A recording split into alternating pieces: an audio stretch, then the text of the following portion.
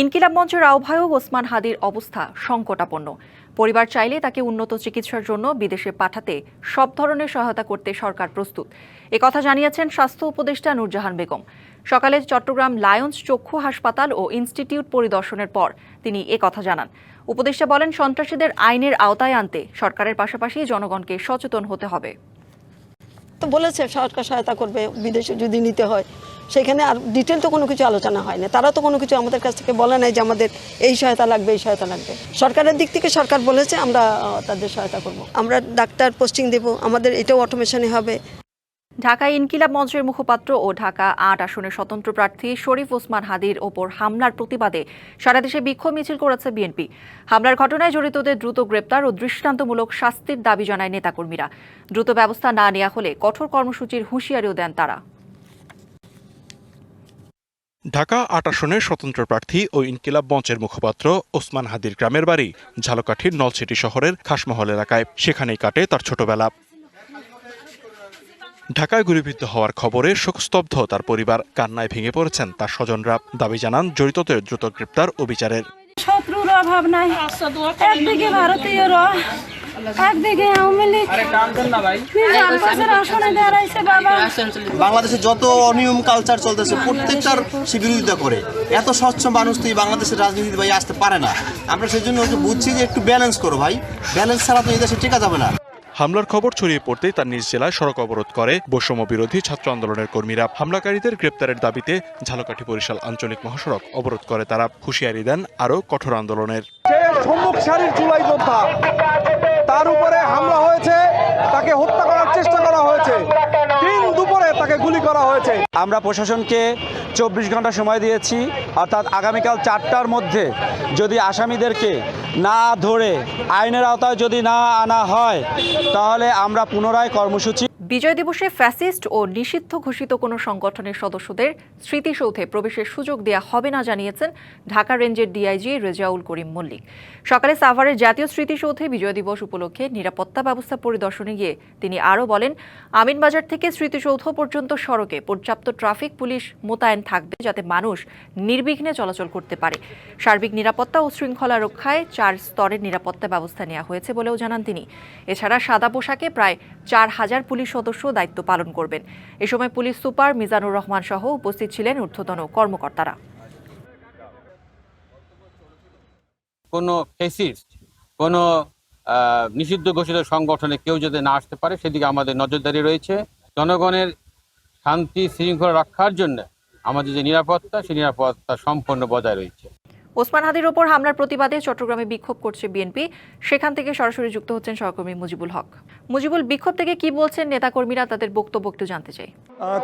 ঢাকা ৮ আসনের স্বতন্ত্র এমপি পদপ্রার্থী এবং ইনকিলাব মঞ্চের আহ্বায়ক শরীফ ওসমান হাদির উপর যে গুলি করার যে ঘটনা, সেই ঘটনার প্রতিবাদে চট্টগ্রাম মহানগর বিএনপির পক্ষ থেকে মূলত এই বিক্ষোভ মিছিল এবং প্রতিবাদ সমাবেশের আয়োজন করা হয়েছে। তবে সেটি এখনও শুরু হয়নি। তবে ইতিমধ্যে আমরা দেখতে পাচ্ছি নগরীর বিভিন্ন জায়গা থেকে নেতাকর্মীরা আসছেন এবং তারা জড়ো হয়েছেন এবং বিভিন্ন স্তরের নেতাকর্মীরা তারা জড়ো হচ্ছেন। 41টি ওয়ার্ড থেকে বিএনপি নেতাকর্মীরা ছাড়াও যুবদল, স্বেচ্ছাসেবক দল, ছাত্রদল সহ বিভিন্ন অঙ্গ সংগঠনের নেতাকর্মীরাও আসলে তারা যুক্ত হচ্ছেন এবং তারা বলছেন যে তফসিল ঘোষণার একদিন পরেই একজন স্বতন্ত্র প্রার্থীর উপর এরকম ঘটনা, সেই ঘটনার তারা নিন্দা জানাচ্ছেন এবং তারা বলছেন নির্বাচনের আগে এই ধরনের ঘটনা সেটি এক ধরনের যারা প্রার্থী আছেন, বিশেষ করে দলীয় কর্মীরা আছেন, তাদের একটি ভাবনার ব্যাপার, আশঙ্কার ব্যাপার। তারা বলছেন, আমরা কয়েকজনের সাথে একটু কথা বলতে চাই। একটু বলবেন এই ঘটনার আসলে আপনারা কিভাবে প্রতিবাদ জানাচ্ছেন, কি বলতে চান? তফসিল ঘোষণার একদিন পরে হাদির উপরে যে ঘটনাটা, সেটা একটা ন্যাক্কারজনক ঘটনা। আমরা দল হিসেবে বিএনপির কর্মসূচিতে এসেছি এই ঘটনার প্রতিবাদ জানাতে এবং তফসিলের পরে নির্বাচনকে স্বাভাবিকভাবে রাখার জন্য অবৈধ অস্ত্র কেন্দ্রিক যেসব বিষয়গুলো থেকে গেছে, এগুলো ইন্টারিম গভর্নমেন্ট যেন অবৈধ অস্ত্র উদ্ধারে তৎপর থাকে এবং প্রত্যেক প্রার্থীকে যেন নিরাপত্তা নিশ্চিত করে। সাথে সাথে নির্বাচন বানচালের জন্য যে ষড়যন্ত্র, সেই ষড়যন্ত্রের বিরুদ্ধে জাতীয়তাবাদী দল রাজপথে আছে। ধন্যবাদ। আপনারা কি মনে করেন এটা নির্বাচনের পরিবেশ? অবশ্যই যে গত পরশুদিন বর্তমান যে ইন্টারিম সরকার আছে তার নেতৃত্বে একটি আগামী 12ই ফেব্রুয়ারি 2026-এ যে একটি নির্বাচন অনুষ্ঠিত হওয়ার জন্য যে তফসিল ঘোষণা হয়েছে তার একদিন পরে ঢাকার 8 আসনের স্বতন্ত্র প্রার্থী ইনকিলাব মঞ্চের প্রধান উসমান হাদি এর উপর যে গতকাল গুলিবর্ষণ করা হয়েছে। আমরা এই নির্বাচন সুষ্ঠুভাবে হবে এখনো আমরা সেটা নিশ্চিত হতে পারছি না। আমরা প্রশাসনকে দৃষ্টি আকর্ষণ করব, যারা আজকে এই গুলিবর্ষণ করেছে হাদির উপর তাদের দৃষ্টান্তমূলক শাস্তি আমরা দাবি করছি। করি শুনছিলেন যে আমরা কথা বলছিলাম বিভিন্ন স্তরে যারা নেতাকর্মীরা আছেন, তবে মূল যে আয়োজন অর্থাৎ বিক্ষোভ মিছিল বা সমাবেশ সেটি একটু পরে শুরু হবে এবং এখানে যোগ দেবেন নগর বিএনপির আহ্বায়ক সদস্য সচিব সহ তারা। এবং আপনি জানেন যে চট্টগ্রাম 8 আসনের যিনি প্রার্থী তিনি একই সাথে নগর বিএনপির আহ্বায়ক, তার প্রচারণায় গুলিবর্ষণের ঘটনাটি ঘটেছে, ফলে একটি আশঙ্কা এবং যে তারা বলছেন যে এই ঘটনাগুলো যাতে পুনরাবৃত্তি না হয় সেই ব্যবস্থা প্রশাসন নেবে সেটিরও তারা আশা করছেন। তো এই ছিল সব মিলে আমার কাছে চট্টগ্রাম থেকে খবরাখবর। মুজিব, ধন্যবাদ আপনাকে। চট্টগ্রামের শীর্ষ সন্ত্রাসী ছোট সাজ্জাদ ও তার স্ত্রী তামান্নাকে 4টি হত্যা মামলায় জামিন দিয়েছে হাইকোর্ট। 3 মাস আগে উচ্চ আদালত থেকে জামিন পেলেও সেই জামিনের কাগজ চট্টগ্রাম আদালতে পাঠানো হয়নি। গত 8ই ডিসেম্বর জামিনের নির্দেশ চট্টগ্রাম আদালতে পাঠানোর পর জানাজানি হয়। চান্দগাঁও এলাকার শহীদ ও ওয়াসিম হত্যা মামলায় সাজ্জাদ ও তামান্নাকে গত 15ই সেপ্টেম্বর জামিন দেয় হাইকোর্ট। 22শে সেপ্টেম্বর দোকান কর্মচারী ফারুক হত্যা মামলা ও তাহসিন হত্যা মামলায় জামিন পান তারা। সাজ্জাদ 10টি হত্যাসহ 19 মামলা ও তার স্ত্রী একাধিক হত্যাসহ 8 মামলার আসামি। সাজ্জাদ বর্তমানে রাজশাহী ও তামান্না ফেনী কারাগারে রয়েছে। যারা স্থির রাষ্ট্র সহ্য করতে পারে না তারাই হাদির ওপর হামলা করেছে। এর মাধ্যমে নির্বাচন বানচালের কোনো ষড়যন্ত্র করা হলে তা কঠোর হাতে দমন করা হবে। বিএনপির বিক্ষোভ সমাবেশ থেকে এমন কথা বলেছেন দলটির নেতারা। আর ইনকিলাব মঞ্চের বিক্ষোভে একাত্মতা প্রকাশ করে এনসিপি সহ অন্যান্য দলের নেতারা দেশের স্বার্থে সকল রাজনৈতিক দলকে ঐক্যবদ্ধ হওয়ার আহ্বান জানান। সামগ্রিক ব্যর্থতা। ওসমান হাদির উপর হামলার প্রতিবাদে রাজধানীর বিভিন্ন স্থানে বিক্ষোভ কর্মসূচি পালন করেছে বিএনপি, ইনকিলাব মঞ্চ সহ বিভিন্ন রাজনৈতিক দল। শাহবাগ সহ বেশ কিছু গুরুত্বপূর্ণ এলাকায় প্রতিবাদ কর্মসূচি পালিত হয়। এতে জড়িতদের দৃষ্টান্তমূলক শাস্তির দাবি জানানো হয়েছে। বক্তারা বলেন, জুলাই বিপ্লব যারা মানতে পারেনি তারাই নানানভাবে এমন হামলার ঘটনা ঘটাচ্ছে। ইন্ডিয়ার আধিপত্য এই বাংলাদেশে কোনো ফর্মেই এই বাংলাদেশে কোনদিনও আর ঢুকবে না। ওসমান হাদির প্রজন্মের দিকে তাকায়া আপনারা ব্যক্তি স্বার্থের ঊর্ধ্বে উঠে, দলীয় স্বার্থের ঊর্ধ্বে উঠে আপনারা বাংলাদেশটাকে ধারণ করেন। এদিকে দুপুরে নয়াপল্টনে দলের কেন্দ্রীয় কার্যালয়ের সামনে ঢাকা মহানগর দক্ষিণ বিএনপির আয়োজনে হাদির উপর হামলার প্রতিবাদে বিক্ষোভ সমাবেশ অনুষ্ঠিত হয়। এতে যোগ দিয়ে দলের কেন্দ্রীয় নেতারা বলেন, এ আঘাত গণতন্ত্রের উপর। নির্বাচনকে সামনে রেখে একটি মহল দেশে বিশৃঙ্খলা সৃষ্টির পায়তারা করছে। হাদির উপর আক্রমণ, আমি আগে বলেছি, এটা গণতন্ত্রের উপর আক্রমণ। এবং জীবনে কোনো রেকর্ড নাই যে আমরা প্রার্থীরা কখনো মারামারি করেছি। রেকর্ড আছে আওয়ামী লীগের, রেকর্ড আছে ওই একটা অপশক্তির যারা নাকি বরাবর একটা ফায়দা লওয়ার চেষ্টা করে। মির্জা আব্বাসের বিরুদ্ধে কোনো কথা বলেছেন, উনি তাকে বিরক্ত করছেন, ডিস্টার্ব করছেন, ইত্যাদি ইত্যাদি। কিন্তু আপনি 1-1.5 ঘন্টার মধ্যে ফেসবুকে দিয়ে দিলেন, তার মানে কি ঠাকুর ঘরে কেড়ে আমি কলা খাইবির মতো অবস্থা না? পুলিশ কমিশনার বলছে যে হত্যাকারীকে শনাক্ত করা হয়েছে জামাত শিবিরের লোক। পরে বিক্ষোভ মিছিল নয়াপল্টন থেকে শুরু হয়ে বিজয়নগর ফকিরাপুল মোড় ঘুরে দলীয় কার্যালয়ের সামনে এসে শেষ হয়। জাকারিয়া খান, ডিবিসি নিউজ, ঢাকা।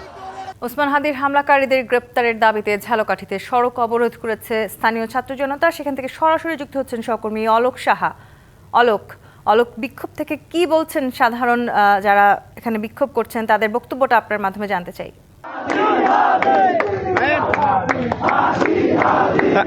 আপনি যেমনটি বলছিলেন, ওসমান হাদির উপর হামলার ঘটনায় উত্তাল হয়ে উঠছে ঝালকাঠি। গতকালকে এখানে ঠিক এই স্থানেই কিন্তু সড়ক অবরোধ করেছিল এবং সড়কে টায়ারে আগুন জ্বালিয়ে কিন্তু প্রতিবাদ কর্মসূচি করেছিল। তো আজকেও ঝালকাঠির এই কলেজ মোড় এলাকায়, এটি মূলত বরিশাল এবং খুলনা আঞ্চলিক মহাসড়ক, এই কলেজ মোড় এলাকায় কিন্তু জড়ো হয়েছে বৈষম্য বিরোধী ছাত্র আন্দোলনের নেতাকর্মীরা, পাশাপাশি অন্যান্য রাজনৈতিক দলের নেতাকর্মীরা ওখানে যোগ দিয়েছেন। আমরা দেখতে পাচ্ছি যে তারা বিভিন্ন রকমের স্লোগান দিচ্ছেন এবং এই মুহূর্তে তারা সড়কে টায়ারে আগুন জ্বালিয়ে প্রতিবাদ করছে এবং এর ফলে কিন্তু সড়কের দুই পাশে অসংখ্য যানবাহন আটকে আছে। তারা বলছে যে ওসমান হাদির উপর যারা হামলা করেছে তাদেরকে দ্রুত খুঁজে বের করে তাদের দৃষ্টান্তমূলক শাস্তি তারা দাবি করেছে। আর পাশাপাশি এই হামলার ঘটনায় তারা তীব্র নিন্দা ও প্রতিবাদ জানিয়েছে। আমরা আরেকটি তথ্য আপনাদেরকে জানাতে চাই, গত রাতে যখন ওসমান হাদির সুস্থতার জন্য বিভিন্ন প্রার্থনা এবং দোয়ারত ছিল, সেই অবস্থায় কিন্তু ঝালকাঠির নলসিটিতে ওসমান হাদির গ্রামের বাড়িতে কিন্তু চুরি সংগঠিত হয়েছে। সেখান থেকে কিন্তু বিভিন্ন মালামাল চুরি করে নিয়ে গেছে। তো এই মুহূর্তে আমরা ঝালকাঠি শহরের যে কলেজ মোড় এলাকায় রয়েছি, কলেজ মোড় এলাকায় কিন্তু বিভিন্ন হাদির উপর হামলার ঘটনায় কিন্তু বিভিন্ন রকমের তারা প্রতিবাদ মুখর হয়ে পড়েছে এবং বিভিন্ন স্লোগান তারা দিচ্ছে। এই মুহূর্তে আমরা সড়কের দুই পাশে অসংখ্য যানবাহন কিন্তু আটকে থাকতে দেখতে পাচ্ছি এবং তারা কিন্তু প্রতিবাদ মুখর হয়েছে। এই ছিল আমার কাছে সবশেষ তথ্য। অলোক, আপনাকে ধন্যবাদ। রাজধানী কৃষিবিদ ইনস্টিটিউশনে বিএনপির দেশ গড়া পরিকল্পনা শীর্ষক অনুষ্ঠানে বক্তব্য রাখছেন দলের ভারপ্রাপ্ত চেয়ারম্যান তারেক রহমান। আমরা সরাসরি যুক্ত হচ্ছি সেখানে। যাতে অর্থ সংস্থান, কর্মসংস্থানের ব্যবস্থা করতে পারে, এরকম অনেকগুলো উপায় আমরা বের করেছি। আমি গতকালকে বলেছি, আজকে আবার আপনাদের সামনে, গতকাল যেহেতু আপনারা ছিলেন না, আপনাদের সামনে আজকে আবার তুলে ধরি আমি কয়েকটি ঘটনা। এখানে যদিও এর মধ্যে আলোচনা হয়েছে, আমি যে বিষয়গুলো বলবো কম বেশি আলোচনা হয়েছে। বাংলাদেশের একটা বড় সমস্যা, এবং আপনারা আজকে যারা এখানে এসেছেন অধিকাংশই কিন্তু আপনারা জেলা বা উপজেলা পর্যায়ে থেকে আপনারা এখানে এসেছেন। আজকে আমাদের নেতৃবৃন্দ আজকে যারা এসেছেন, শহর এলাকার মানুষ নেতা বা প্রতিনিধি কম আছেন, তাই নয় কি? অধিকাংশ তো জেলা উপজেলা পর্যায়ে। দেখেন, জেলা উপজেলা পর্যায়ে সাধারণত যারা যুবক বয়সী হয়, এই বয়সের তরুণ বলেন, এখন মেয়েদের মধ্যেও আগ্রহ আছে কি, সেটা বিদেশে কর্মসংস্থান নিয়ে যাবে। একটা নেশা থাকে বিদেশে যাবার, বিদেশে যাবো, চাকরি বাকরি করবো, হয় না? তাই তো আমি তাই জানি, কম বেশি আমার সেরকমই ধারণা আছে। আপনারা কি মনে করেন সঠিক বলেছি আমি? কি ভাই, কম বেশি মানে গ্রাম পর্যায়ে, উপজেলা পর্যায়ে বহু ইয়াং ছেলে পেলের মধ্যে এরকম একটা ধারণা আছে বিদেশে যাব। আর যাব বললেই তো আর হয় না। গতকালকে আমি দুটো দেশের উদাহরণ দিয়েছিলাম। এক দিয়েছিলাম জাপানের উদাহরণ, দুই দিয়েছিলাম ইউরোপের একটি দেশ ইটালির উদাহরণ। আরো আছে, এই দুটো উদাহরণ দিয়েছি আমি।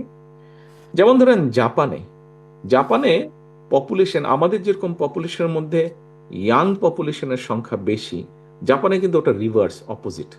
ওখানে যারা বয়স্ক মানুষ তাদের সংখ্যা বেশি, ইয়াং পপুলেশনের সংখ্যা কম রেশিওতে, পপুলেশন রেশিওতে। তাদের এখন মানুষ প্রয়োজন। জাপান একটা কনজারভেটিভ সোসাইটি, তাদের সব মানুষ যে খুব ইংরেজি বলে বা বলতে পারে তা নয়, তারা তাদের ভাষায়, কারণ জাপান এতটাই উন্নত দেশ, তাদের খুব যে প্রয়োজন সবার অন্য ভাষা শেখা তা না। তার ভাতের অভাব নাই, কর্মসংস্থানের অভাব নাই, কাজে তার দরকার নাই অত, তার দেশের মধ্যেই সেই ব্যবস্থা তারা করেছে। কিন্তু এখন পপুলেশনের ডায়নামিকটা এরকম হওয়ার কারণে তাদের কৃষি ক্ষেত্রে কাজের মানুষের সমস্যা দেখা দিয়েছে, এবং তাদের যে এই যে সিনিয়র সিটিজেন যারা আছে, বয়স্ক যারা মানুষের, তাদেরকে টেক কেয়ার করার জন্য মানুষের অভাব দিয়েছে। তাদের প্রচুর মানুষ দরকার, হেলথ কেয়ারের দরকার, এবং এগ্রিকালচারে মানুষ তাদের দরকার।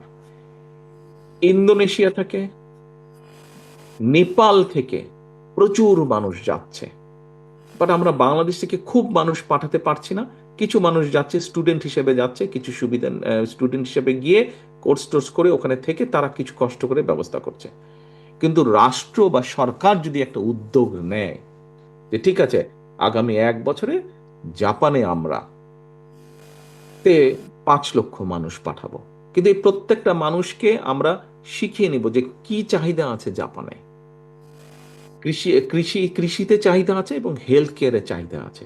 কৃষিতে সাধারণত পুরুষরাই যাবে, হেলথ কেয়ারে সাধারণত নারীরাই যাবে।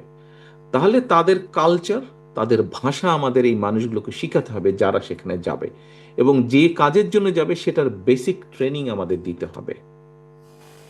ঠিক একইভাবে ইউরোপের অনেক দেশ আছে, যেমন ইটালিতে আছে। ইটালিতে একই অবস্থা।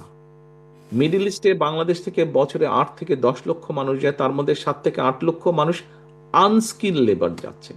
এখন গিয়ে ওখানে ক্লিনারের কাজ করছে, স্বাভাবিকভাবে ক্লিনারের কাজ যে করছে কাজটা আমরা ছোট করে দেখছি না, কিন্তু যে কোনো কারণেই হোক তার বেতন কম হচ্ছে। কিন্তু যখন আপনি এগ্রিকালচারে নিয়ে যাবেন, যখন আপনি হেলথ কেয়ারের নিয়ে যাবেন, স্বাভাবিকভাবেই তার বেতন অনেক বেশি হবে। এবং বিশেষ করে যখন আপনি ভাষা শিক্ষা দিবেন এবং একই সাথে ওই বিষয়ের ট্রেনিংটা তাকে দিবেন। প্রিয় সহকর্মীবৃন্দ, নিশ্চয়ই আপনারা এখানে শিক্ষা নিয়ে যে আপনাদের সামনে উপস্থাপন করেছে আমাদের আজকের আলোচনার বিষয়গুলি, সেখানে নিশ্চয়ই জানিয়েছে যে আমরা প্রাইমারি সেকেন্ডারি লেভেলে আমরা ইংরেজির পাশাপাশি কয়েকটি ভাষা আছে, ছাত্র বা ছাত্রী যে হবে সে তার পরিবারের সাথে আলাপ করে ডিসাইড করে নেবে, কিন্তু তাকে একটি ভাষা শিখতে হবে। It could be Japanese, it could be Mandarin, it could be French, it could be Arabic, এরকম 5-7টা ভাষা থাকবে। আমরা যেই ভাষাগুলো মোটামুটি ঠিক করেছি, আমরা সেই সব দেশের সাথে কথা বলেছি, তারা আগ্রহ প্রকাশ করেছে যে তারা সেই টিচারদেরকে তারা তৈরি করে দিবে। এত টিচার তো আনা সম্ভব হবে না, বাংলাদেশেরই হয়তো 2-4-5 হাজার টিচার আমরা তৈরি করব যারা আমাদের স্কুলগুলোতে গিয়ে শিখাবে। এরকম টিচারের তারা আমাদেরকে তৈরি করে দিবে। আমাদের প্রায় 12 ঘন্টার চেষ্টায় কেরানীগঞ্জের বহুতল ভবন জাবালে নূর টাওয়ারে আগুন নিয়ন্ত্রণে এসেছে। ভোর 5:30টার দিকে লাগা আগুন নিয়ন্ত্রণে আসে বিকেল 5টার কিছু পর। আগুন নিয়ন্ত্রণে আনতে কাজ করে ফায়ার সার্ভিসের 20টি ইউনিট, তাদের সাথে যোগ দিয়েছিল সেনাবাহিনীও। তবে আগুনে কোনো হতাহত না থাকলেও ধোঁয়ার কারণে আগুন নিয়ন্ত্রণে বেগ পেতে হয়।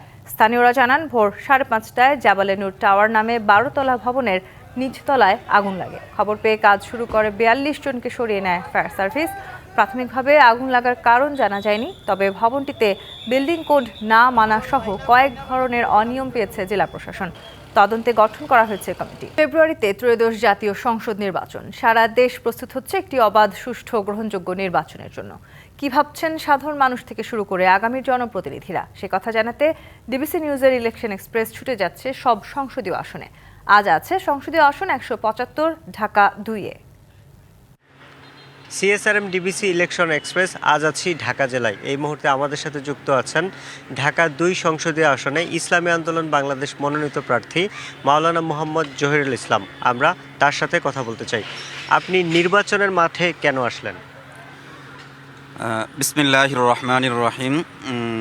ডিবিসি নিউজের আজকের এই প্রোগ্রাম থেকে আমি সকলের প্রতি যে কথাটা বলতে চাই, ইসলামী আন্দোলন বাংলাদেশ আমাদেরকে এই ঢাকা 2 নির্বাচনী আসনে, বিশেষ করে আমি এই আসনের নির্বাচনে কেন অংশগ্রহণ করলাম, এদেশের মানুষ বিশেষ করে আমাদের এই ঢাকার কেরানীগঞ্জ এবং সাভার নিয়ে যে আমাদের আসন, এই আসনের মানুষ স্বাধীনতার পর থেকে দেখেছে যেই দল ক্ষমতায় যায়, নির্বাচিত হয়, প্রতিপক্ষ দলের নেতাকর্মীরা আর বাড়িঘরে থাকতে পারে না, এবং এ পর্যায়ক্রমে আবার অন্য দল যখন ক্ষমতায় আসে বা নির্বাচনে বিজয়ী হয়, তাদের প্রতিপক্ষরা আবার এলাকায় থাকতে পারে না। তো এই জন্য দল, মত, জাতি, ধর্ম, বর্ণ নির্বিশেষে সকল দলের, সকল ধর্মের, সকল শ্রেণীর সকল মানুষ যাতে করে শান্তিতে বসবাস করার সুযোগ পায়, সেই পরিবেশটা তৈরি করবার জন্যই এই অঞ্চলের মানুষের আবেদনের পরিপ্রেক্ষিতে তাদের বারবার বলার কারণে আমি নির্বাচনের মাঠে এসেছি এবং আমাকে হযরত পীর সাহেব চরমোনাই ঢাকা 2 আসন থেকে ইসলামী আন্দোলন বাংলাদেশের প্রার্থী ঘোষণা করেছে। আপনি নির্বাচিত হলে কি উন্নয়ন করবেন মানুষের জন্য? দেখুন, উন্নয়ন বলতে আজকে উন্নয়নের মূলা ঝুলিয়ে মানুষের ব্যক্তি উন্নয়নটা খুব বেশি হয়। আমাদের বাংলাদেশের স্বাধীনতার পরবর্তী 54 বছরে যদি আপনি খেয়াল করেন, যারা এই উন্নয়নের কথা বলে জনগণকে ধোঁকা দেওয়ার চেষ্টা করে, তাদের অতীতের অবস্থা, বর্তমান অবস্থাটা দেখেন। আপনারা যদি দেখেন তাহলে দেখবেন যে আমাদের এই অঞ্চলেও স্বাধীনতার পর থেকে এই অঞ্চলে যারা এমপি মন্ত্রী হয়েছে, তারা উন্নয়নের কথা বলেছে। ফ্যাসিলিটিস নামে মাত্র কিছু উন্নয়ন হলেও ব্যক্তি উন্নয়ন তাদের কী পরিমাণ হয়েছে, জিরো থেকে আজকে হাজার হাজার কোটি টাকার মালিক তারা হয়েছে।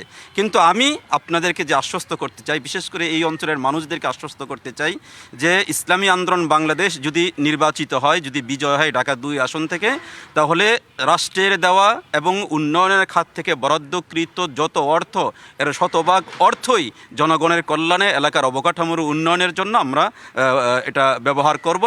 আমলাতান্ত্রিক জটিলতা নিরসন এবং মাদকের ছোবল থেকে আপনার নির্বাচনী এলাকার মানুষকে বাঁচাতে আপনার সুনির্দিষ্ট কোনো পরিকল্পনা আছে কিনা? গুরুত্বপূর্ণ একটা কথা বলেছেন। দেখেন, আমাদের আমলাতান্ত্রিক জটিলতার একদম যদি তৃণমূল পর্যায়ের কথা বলি, একটা জন্ম নিবন্ধন ফরম রেডি করতে একটা গার্ডিয়ানের কি পরিমাণ হয়রানির শিকার হতে হয়, এটা তো আমলাতান্ত্রিক জটিলতার একদম সর্বনিম্নের একটা অবস্থান, ইউনিয়ন পরিষদের একটা অবস্থান। সেখানে আমরা দেখেছি কি পরিমাণ হয়রানির শিকার হয়।